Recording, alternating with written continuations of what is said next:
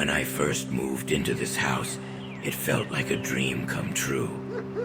A charming little cottage tucked away on a quiet street. But dreams have a way of turning into nightmares. Creaking floors, missing and moved objects, a constant feeling of being watched.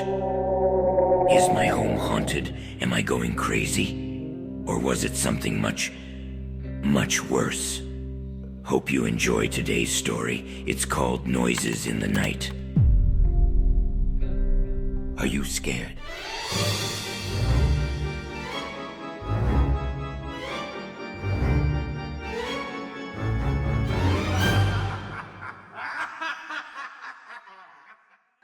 Divorced after 5 years of marriage, starting a new job and moving to a new town. She was optimistic for a fresh start. Emily had just moved into her dream home. It was perfect, quiet, spacious, and exactly what she needed after a long year.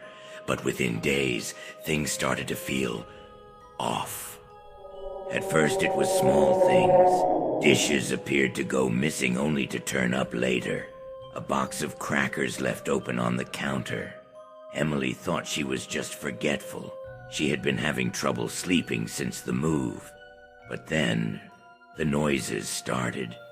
Emily, laying in bed at night, could hear shuffling, quiet footsteps in the hallway. Sometimes she could hear what sounded like a muffled cough, sometimes hearing a door creak open and closed. These sounds happened every night, yet she never saw anything or anyone. Over the next few weeks, the noises continued. Late one night, she settled down on the couch to watch her favorite movie and get her mind off things. She was about halfway through the movie when she noticed the storm outside. The wind was howling, and the rain was so hard she could hardly see out her windows. A crack of lightning, and the lights went out. "Perfect," Emily said out loud, frustrated with everything happening in her life. While searching for a flashlight, she heard the floor creak in the hallway. "Who's there?" she yelled, almost expecting someone to answer. It creaked again as she stared into the darkness. "I'm calling the police," she said loudly, but she couldn't. Her phone was charging in her bedroom. Emily was terrified as she slowly made her way towards the hall. She could hear scratching or squeaking, unsure of what it was, but the noise chilled her to the bone. She slowly entered the hall, looking as far down as she could through the darkness. There, at the other end of the hall, appeared to be a shadow. Her entire body trembled, squinting her eyes, desperately trying to make out what it was she was looking at. Glass smashed behind her as she screamed. She relaxed just a little once she saw the tree branch had broke through the window. And looking down the hall, whatever had made the shadow she believed to have seen was now gone. Laughing at her own jumpiness, she cleaned up the glass and headed to bed. The following morning, Emily called a contractor to repair the window. Although she had to work that day, she decided to drop off the keys before heading to the office. At least that problem is getting fixed, she thought as she drove away. By the time Emily arrived home that evening, she was feeling optimistic. She had picked up some takeout on the way and was looking forward to a relaxing evening, a hot bath, a glass of wine, and an early night. Earlier that day, during lunch with her co-workers, Emily had shared the strange experiences she'd had over the past few weeks. To her relief, everyone had laughed and chimed in with their own stories of manufactured hauntings, all of which had turned out to have simple, logical explanations. They even joked, "Say hi to Casper when you get home." Emily was still smiling to herself as she walked through her front door. As she settled down to enjoy her meal, she checked her phone for any messages. Hi, Emily. This is Joe from Imperial Windows and Doors. Can you make it to our office tomorrow to sign the completed work order? Sorry for the trouble, but I was unable to get your husband to sign off on it. He came out as I was leaving. Must have been in a hurry or something. He took off down the hall and disappeared. I called out to him, but he didn't answer. Probably didn't hear me. No big deal. Anyway, hope to see you tomorrow. Thanks. Emily hung up the phone while slowly looking around the room. What did he say, she thought. My husband, she said, confused. She was overwhelmed with terror. There was someone in my house. Emily immediately went out to her car, locked the door, and called the police.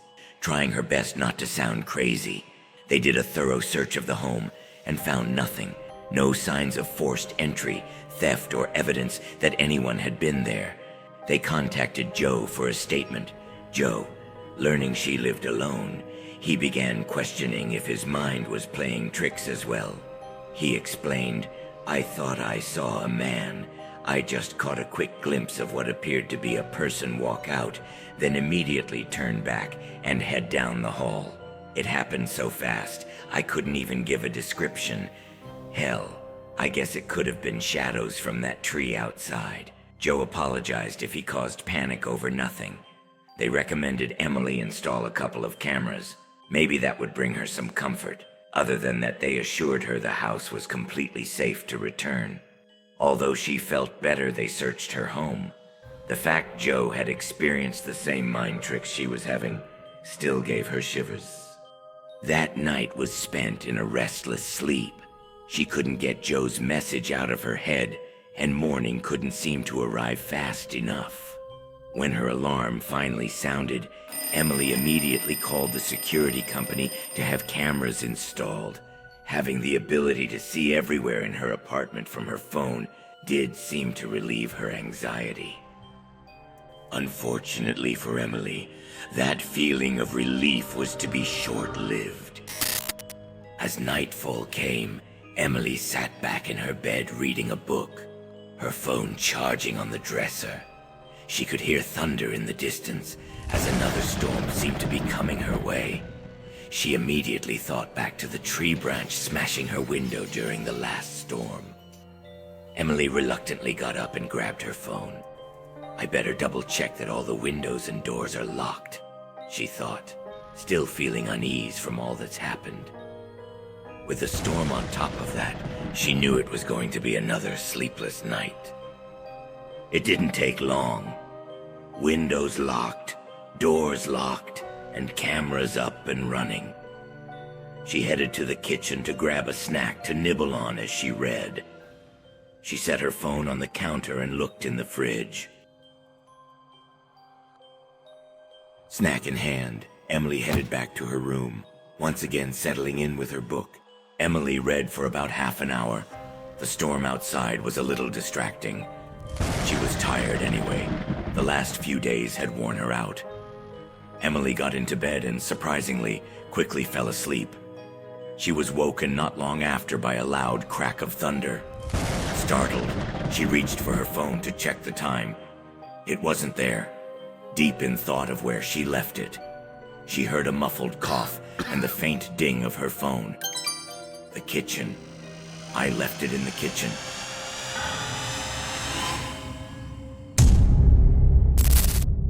No, no, no, Emily shouted. She sat perfectly still listening. Another alert on her phone. She stared at the door. That's the camera alert, she whispered to herself.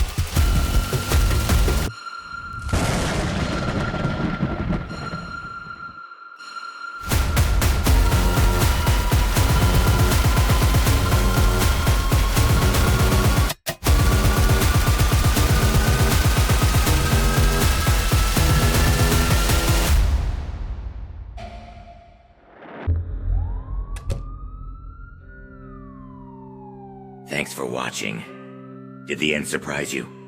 Comment below.